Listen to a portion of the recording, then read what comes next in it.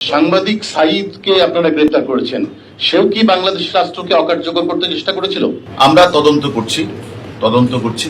আরেকটা বিষয় বলি যে আমরা যাদেরকে নিরাপত্তার স্বার্থে আমরা নিয়ে এসেছি, সেফটি এবং সিকিউরিটির স্বার্থে, আমি এটাও বলবো, আমরা আগে যেমন বলেছি যে আমরা টিভিতে আমরা যাদেরকে জিজ্ঞাসাবাদ করছি, আমি তাই তাদের সেফটি সিকিউরিটির কথা চিন্তা করে আমি তার পরিবারের কাছে অনুরোধ করব, মানে দুশ্চিন্তা করার মতো কিছু নেই।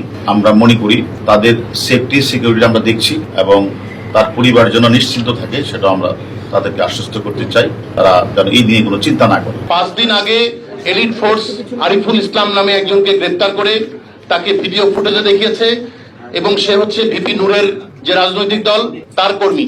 আরিফুল ইসলাম মেট্রো রেলে আগুন ধরিয়েছে। আপনারা তাদের কোনো সম্পৃক্ততা পাচ্ছেন না এবং এলিট ফোর্স র্যাব আপনারা যাদের কথা বলছেন তাদের কোনো সম্পৃক্ততা পাচ্ছে না, তাহলে কি বৈপরীত্য আছে? কেন আপনারা কি ভিপি নূরকে বাঁচাতে চাচ্ছেন?